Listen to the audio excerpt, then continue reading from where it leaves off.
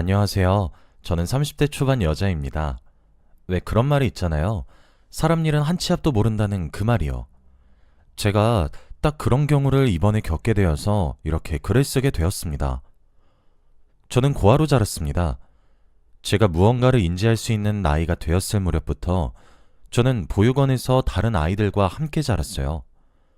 부모님이 버리고 가신 것인지 맡기고 간 것인지 알 순 없었지만 보육원 원장님과 선생님을 부모님으로 삼았고 저와 같이 자라는 아이들을 형제자매 삼아서 함께 자랐어요. 철없었던 어린 시절에는 꼬질꼬질하다는 놀림을 받으며 학창시절을 보냈고 사춘기 시절에도 그리 행복했던 시절을 보내진 않았던 것 같아요.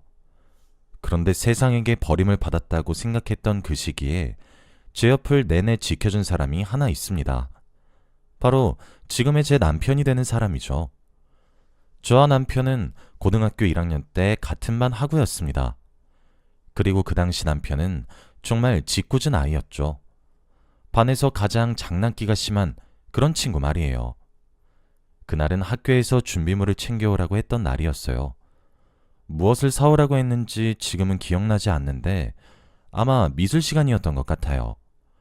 그런데 보육원에 쪼들리며 사는 제가 무슨 준비물을 가져왔겠어요. 당연히 뒤로 나가서 손을 들고 벌을 섰어요. 하필 그날따라 저를 제외한 모두가 준비물을 다 챙겨왔었어요. 그래서 엄청 창피했고 슬펐어요. 그런데 미술 시간이 끝나고 나니 남편이 미술 시간에 만든 것을 이용해 제게 장난을 쥐고게 쳤습니다. 거지라고 놀리면서 말이에요. 평소 같았으면 그냥 웃으면서 아니라고 손사래를 치고 넘기거나 흘겨보거나 그렇게 대응을 했을 것 같은데 그날은 참 서글프더라고요. 준비물 하나 안 챙겨왔다고 별의별 소리를 다 듣는 현실이 너무 비참하게 느껴졌고 자존심도 무척 상했어요. 그래서 남편의 짓궂은 장난에 눈물이 찔끔 흐르고 말더라고요. 제가 자존심이 강해서 남들 앞에서 잘 울지도 않는데 그날따라 눈물도 어쩜 멈춰지지도 않는지 결국 소리 죽여 눈물을 줄줄 흘리는 저를 보며 남편은 돌처럼 굳었고 전 친구들에게 달램을 받으며 그냥 보건실로 도망을 쳤습니다. 아프다고 거짓말을 하고 학교가 끝날 때까지 계속 잠만 잔 것 같아요. 아이들이 다 집에 가고 깜깜한 한밤중이었어요. 야자 시간이 끝나 돌아간 이후 학교에 저만 남았더라고요. 가방을 가지러 가기 위해 교실로 올라가고 있는데 저희 교실에 불이 아직 켜져 있더라고요. 그리고 그곳에는 남편이 제가 가방을 들고 올 거를 예상해서 저를 기다리고 있었어요. 저는 눈도 마주치지 않고 말도 걸지 않고 잽싸게 가방만 챙겨 나오려고 했는데 남편이 그런 제 손목을 붙잡더니 야, 아깐 내가 미안. 이렇게 우물쭈물 사과라는 거예요. 평소에 큰 소리를 땅땅 치고 항상 자신감이 충만하던 남편이 우물쭈물거리면서 제 눈치를 살피는데 근데 그게 정말 크게 위로가 되었어요. 빵 터져서 교실이 떠나가라 웃으니까 남편은 그제서야 야, 웃냐? 하면서 같이 따라 웃더라고요. 결국 순찰 돌던 경비 아저씨께 혼이 나고 쫓겨나다시피 학교를 나왔어요. 그리고 그때를 기점으로 우린 둘도 없는 친구가 되었어요. 제가 힘들 때나 기쁠 때나 슬플 때나 창피할 때 그 모든 순간 남편은 제 곁에 있어 주었어요. 때로는 위로를 했고 때로는 제게 웃음을 가져다 줬고 때로는 저를 숨겨주면서 그렇게 말이에요. 대학교 진학을 앞두었던 어느 날이었어요. 저는 공부를 그리 못하는 편은 아니었었거든요. 하지만 보육원을 다니는 사람이잖아요. 보육원에서 자라면 성인이 되는 순간 보육원을 나와서 살아가야 합니다. 그런데 제가 돈이 있는 것도 아니고 어떻게 지낼 곳이 없잖아요. 그러니 당연히 대학교는 꿈도 못 꿨어요. 주제를 알아야 한다고 생각을 했었죠. 그때 남편이 저를 설득했어요. 자신보다 좋은 성적이지 않느냐고, 할 수 있다고 하면서요. 근데 다른 누구도 아닌 남편의 응원이 제게 너무 크게 힘이 되었고 결국 대학 시험을 도전은 해보기로 했어요. 그런데 제가 그의 시험을 무척이나 잘 치게 되었고 전액 장학금으로 꽤 유망한 국립대학교에 입학을 하게 되었더라고요. 남편은 이것 보라며 자신의 말이 맞지 않느냐고 제 일처럼 기뻐해 주었죠. 남편도 제가 다니던 곳 근처의 대학교에 붙었어요. 그래서 우린 대학 시절도 종종 함께 만나곤 했었죠. 그렇게 시간은 흘렀고 저는 어느새 우수한 성적으로 학교를 졸업했고 취업에도 성공했어요. 제 스스로가 정말 열심히 살아왔다고 자부할 정도로 말이에요. 제가 그렇게 사회에서 직위를 가지게 되었을 때 남편이 군대를 전역했죠. 군대를 전역하자마자 남편은 제게 고백을 했어요. 오래전부터 좋아했었는데 자신이 군대도 가야 하고 그런데 뒷바라지를 시키고 싶지 않아서 지금 참고 참다가 이야기를 한다고 그렇게 말하면서 말이에요. 저는 그동안 제 한 몸 챙기는 것도 버거워 연애는커녕 남자라곤 만나보지도 못했었어요. 그런데 남편의 고백을 듣는 순간 제 마음이 깨달아지더라고요. 저도 남편과 마찬가지로 오랜 시간 동안 남편을 사랑하고 있었단 사실이 말이에요. 저도 한박 웃음을 지으며 남편의 고백을 받아주며 제 마음도 함께 알려주었어요. 저와 남편은 그래서 고백과 동시에 결혼을 전제로 만나게 되었습니다. 남편이 그러더라고요. 오래전부터 제게 좋은 가족이 되어주고 싶었다고요. 외로움을 타는 제게 남편의 고백은 더할 나위 없이 완벽하고 행복한 꿈을 꾸게 해주었죠. 남편은 대학교를 졸업해서 자리를 잡을 때까지만 조금 기다려달라고 했어요. 그렇게 조금의 시간이 흘렀고 남편은 정말 졸업과 동시에 취직도 한 번에 하게 되었어요. 그렇게 저는 남편의 집에 인사를 드리러 가게 되었습니다. 그리고 그날 저는 곱게 차려입은 채로 물세례를 맞아야만 했습니다. 애미애비도 없는 년이 지금 감히 누굴 넘봐 넘보길. 치독한 년. 부모 잡아먹은지 내가 어떻게 알고 널 우리 집에 들이냔 말이야. 결혼? 우리 아들 신세 망치려고 작정했어 너? 양손 가득 선물도 사서 찾아갔는데 집에 발을 들이밀자마자 제 얼굴에 물을 뿌리시고는 막무가내로 문 밖으로 내쫓으시고 난 이후에 소금까지 뿌리셨죠. 그날 크게 상처를 받았습니다. 남편도 길길이 날뛰었어요. 남편에게 형도 한 명 있었는데 아주버님도 어머님을 뜯어 말리시고 남편은 대들고 대드는 남편을 보며 효자였던 자신의 막내를 제가 다 망쳐놓았다며 입에 담기 힘들 쌍욕을 하시는데 그때 맥이 탁 풀렸습니다. 그래, 내 처지에 결혼은 무슨 결혼이야 하면서 혼자 자학을 하게 되었죠. 어머님께 큰 소리를 치며 따박따박 달려드는 남편을 보고 있으니 제가 정말 불청객이 된 기분이 들더군요. 터덜터덜 돌아서 집을 나왔고 제가 살고 있던 원룸으로 돌아가고 있었어요. 울지 않으려고 노력했지만 눈물이 제 의사와 관계없이 줄줄 흐르더라고요. 남편이 터덜터덜 돌아가는 저를 따라 나와 붙잡으며 미안하다며 울었어요. 제게 헤어지자고만 하지 말라고 매달리는데 이기적이게도 전 그런 남편을 포기할 수 없었습니다. 남편은 제가 가장 힘들었던 학창시절에 저를 가장 많이 토닥여 주었던 사람이었고 이미 제 일상의 큰 부분을 차지하게 되어 저도 남편이 없는 생활이 상상이 가지 않았어요. 전 그렇게 시어머니의 마음을 돌리기로 마음을 먹었습니다. 제가 잘하면 어머님이 제 마음을 알아주시겠지 싶어서 말이에요. 결국 아들의 고집을 이기지 못하시겠는지 시어머니는 시댁에 들어와 사는 조건으로 저희들의 결혼을 허락했어요. 남편도 아버지가 일찍 돌아가셔서 시어머니 혼자셨거든요. 그렇게 겨우 허락을 받아 시댁에 들어와 살기 시작했습니다. 하지만 시어머니는 호락호락 하시지 않으셨어요. 일을 하는 제게 여자가 밖으로 싸도는 것은 좋지 않다며 부모 없이 자라 배운 것이 없을 테니 집에서 살림이나 비우라고 하셨죠. 남편이나 아주버님이나 모두 제 편을 들어주셨어요. 그러지 말라고 하면서요. 하지만 두 아들이 제 편을 들면 들수록 처지가 괴로워지는 것은 저였죠. 나중에 남편과 아주버님 몰래 시집살이를 시켰어요. 결국 직장을 그만두어야 했습니다. 시어머니가 원하는 대로 해드려야 그래야 숨통이 트일 것 같더라고요. 하지만 숨통이 트이기는커녕 저는 새로운 지옥문을 열게 되었어요. 일할 때는 그래도 밖에 나가 있어서 숨을 돌릴 수 있었는데 일까지 그만두니 하루 온종일을 시어머니와 함께 해야 했죠. 시어머니는 제가 하는 모든 것들을 눈에 차지 않는다며 타박했고 못살게 구셨습니다.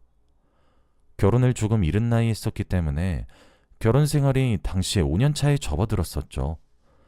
그런데 5년이란 시간 동안 유산만 4번을 했습니다. 병원에 갈 때마다 스트레스가 너무 극심하다는 말을 반복적으로 들었죠. 하지만 집에 돌아오면 근본도 모르는 년을 우리 집에 들여서 대를 끊어놓는다는 타박을 들어야 했어요. 남편이 아무리 화를 내고 저를 보호해도 어머니는 이를 갈고 절 더욱 괴롭히기만 했어요. 남편은 제게 매일 미안하다고만 했습니다. 그런데 그런 남편의 말 한마디에 또 버티림이 생겼어요. 남편은 이래서는 안 되겠다고 하며 낮엔 회사에서 일을 했고 밤에는 대리운전을 하면서 독하게 돈을 모으기 시작했어요. 저는 외국어를 전공했었는데 번역을 외주로 맡아 돈을 모았습니다. 남편은 분가를 하는 것이 답이라고 제게 미안하다고 조금만 힘내달라고 했어요. 사실 시어머니를 제외하고는 전부 좋으셨습니다. 아주버님은 제가 결혼하고 얼마 지나지 않아서 형님과 결혼을 하셨어요. 그런데 형님이 참 똑부러지시는 분이세요. 시어머니는 저를 깎아내리시는 말을 사람들 앞이라고 가려하진 않으십니다. 야, 너 이런 호칭은 기본이고 제가 한 것이 마음에 들지 않으면 항상 애미애비 없는 거 티내지 좀 말아라. 아유, 내가 네 얼굴만 쳐다봐도 속이 뒤집어지는 기분이야 하시거든요.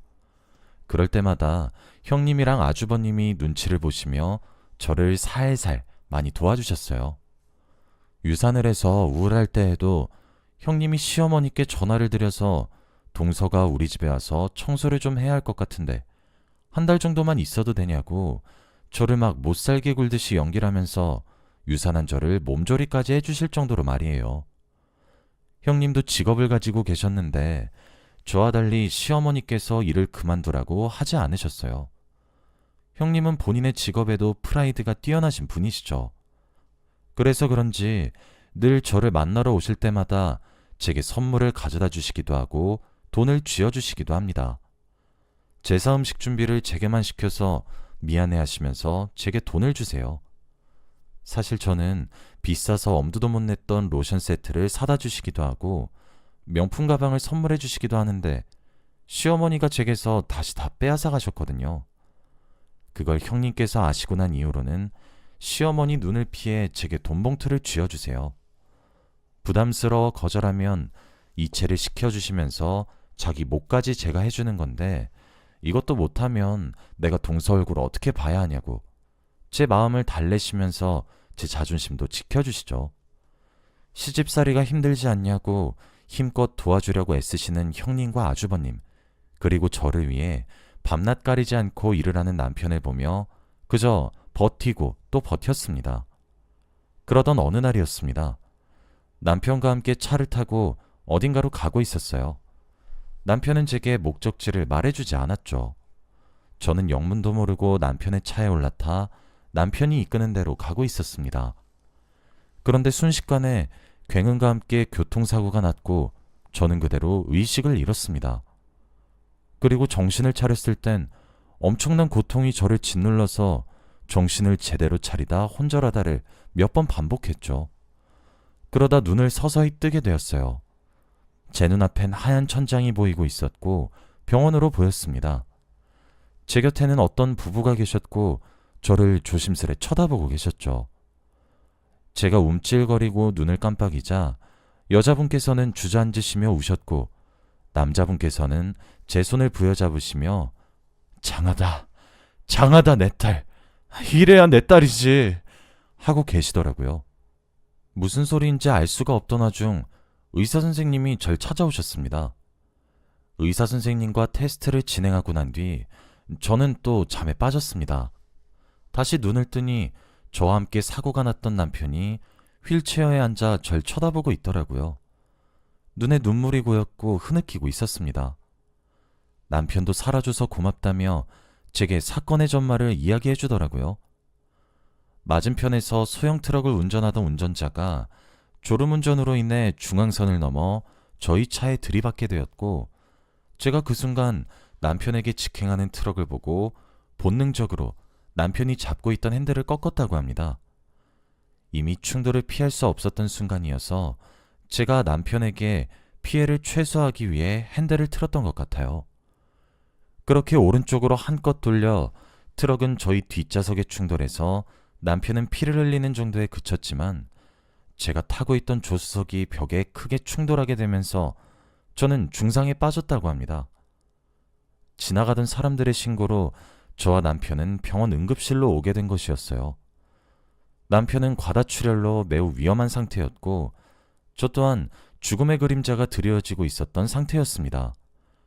그런데 나중에 들어보니 시어머니의 처신이 참 기가 막히더군요. 시어머니는 둘 다 응급수술을 들어가야 한다고 하는 의사 선생님의 말에도 불구하고 남편의 수술 동의서에만 사인을 하셨고, 저는 남편의 수술이 끝나서 살아나지 않는 이상 수술조차 시켜주지 않으셨다고 하더군요. 저 때문에 남편이 사경을 헤매고 있다고, 이래서 근본도 모르는 년을 드리는 것이 아니었다고, 전현이 귀한 내 아들을 잡아먹는다고 곧 죽는 한이 있어도 수술 동의서에 사인을 해주지 않겠다 하셨답니다. 그렇게 저는 하염없이 의식을 잃은 채로 누워 있었고 응급처치로 생을 연장했죠. 모든 간호사와 의사 선생님들, 그리고 형님과 아주버님까지 간절하게 어머님을 설득하셨어요. 동서 이렇게 죽게 두면 나중에 받을 벌을 어떻게 감당하실 거냐고 간곡하게 말을 해도 소용이 없었대요. 제 보호자가 남편이라 남편이 사인을 해야 하는데, 남편이 수술을 들어가고 없으니 제 보호자가 시어머니가 된 상황이더라고요. 그럼에도 고집을 피우시며 시어머니는 제 동의서에 사인을 해주지 않으셨습니다. 결국 절 담당하시던 의사 선생님이 무대뽀로 수술을 강행하셨습니다. 잘못되면 본인이 다 뒤집어 쓸 수 있는데도 불구하고 이러다 살 수 있는 생명을 걷어가야 속이 시원하겠냐고 시어머니께 윽박을 지르고 응급수술을 했다고 합니다. 제게 은인이신 분이셨죠. 그렇게 수술실 앞에서 형님과 아주버님은 저와 남편의 수술이 끝나기를 오매불망 기다리셨대요. 그런데 바로 그때 남편의 휴대폰이 울렸고 형님이 전화를 받았다고 하더군요. 그리고 그 상대방은 남편이 저를 데리고 만나러 가고 있었던 약속 상대였습니다. 형님과 전화를 하고 있던 상대방은 빠르게 이야기를 나누었고, 전화를 끊고 1시간이 채 되지 않아 그 사람들도 형님과 아주버님이 계신 병원으로 왔죠. 그리고 그 사람들은 제가 눈을 뜨자마자 본 어느 부부였고, 절 찾고 계셨던 제 부모님이었습니다. 알고 보니 남편은 저와 결혼을 하고 난 이후로도 매달 흥신소나 사설탐정에게 얼마의 돈을 쥐어주며 저의 부모님을 애타게 찾았다고 합니다. 제가 하도 구박을 받아서 그런지 몰라도 제게 부모님의 생사 여부는 제대로 알길 바라는 마음이 들었다 하더라고요. 저를 놀래켜주기 위해 부모님을 만나러 가는 자리도 비밀로 한 것이었는데 하필 그날 사고가 났던 거였죠. 다행히 남편도 저도 수술은 잘 끝났어요. 하지만 남편은 이틀 정도 만에 의식을 차린 반면 저는 일주일이 지나도 긍정적인 반응이 나오지 않았다고 합니다. 의사 선생님께서도 마음의 준비를 하셔야 된다고 얘기할 정도로 심각했다고 해요. 그런데도 시어머니께서는 그저 눈을 뜬 남편만 붙잡고 간호를 하셨나 봐요. 그걸 보다 못한 형님이 시어머님께 두 눈을 똑바로 치켜뜨고 그렇게 살지 마시라고 한바탕 화를 내셨나 봅니다. 형님은 제게 참 친언니 같은 분이시죠. 시어머니께 아무리 동서가 미워도 해도 너무하신다고, 어떻게 사람의 목숨을 가지고 저울질을 하냐고, 이러다 우리 동서 눈 못 뜨면 대체 그 죄를 어떻게 감당하실 거냐고, 도련님만 사람이냐고, 도련님만 사람 목숨이고 우리 동서 목숨은 파리 목숨이냐고 처음으로 대드셨답니다. 그리고 그 대화를 제 남편을 찾아간 저희 부모님이 전부 듣게 되셨다고 했어요. 부모님은 간호사와 의사 선생님께 저게 사실이냐고 사실 확인까지 마치고 난 뒤에 시어머니를 찾아가서 한바탕 난리를 치셨다고 하더라고요. 살인미수와 다름없다고 고소하겠다고 방방 뛰고 있던 바로 그 순간 제가 의식을 가까스로 차리게 된 것이었죠. 나중에 어느 정도 몸을 회복하고 난 뒤 사건의 전말을 저도 알게 되었습니다. 참 허탈하더군요. 남편은 저보다 먼저 알게 되었는데 제게 미안하고 죄스럽다며 사죄도 했어요. 뒤늦게 딸을 찾은 저희 부모님은 딸을 찾게 해준 사이에게 고마워해야 할지 저런 시모 밑에 개고생시킨 것을 타박을 해야 할지 참 어려웠다 하시더군요. 저는 일단 몸회복에 집중을 했고 퇴원을 하면서 저희 부모님 댁에 들어가게 되었습니다. 남편도 그러라고 오히려 찬성을 해주더라고요. 뒤늦게 찾은 엄마의 사랑을 듬뿍 받으며 이젠 몸회복이 많이 좋아졌어요. 그리고 남편은 시어머니와 인연을 완전히 끊고 저희 부모님 댁에 들어와서 살고 있습니다. 형님도 시댁과 왕래를 끊었다 하시더라고요. 그렇게 못돼 처먹은 노친네랑 엮이고 싶지 않다고 아주버님께 시댁의 일을 들먹이면 이혼이라고 단단히 일러뒀답니다. 아주버님도 형님의 말에 동의를 했어요. 아주버님께서는 그래도 자식이 둘이라 자신마저 인연을 끊을 수 없다 판단하며 최소한의 도리를 하고 지낸다 하시더라고요. 시어머니는 제게 이젠 종종 문자를 보내어 오십니다. 옛날처럼 이년저년 하지 않고 아가라는 호칭으로 말이죠. 저는 아직도 잘 모르겠어요. 시어머니의 마음을 말이에요. 물론 저희 부모님과 남편의 뜻에 따라 연을 닫고 살진 않을 예정이긴 합니다. 이젠 제게도 행복한 나날들만 펼쳐졌으면 좋겠어요.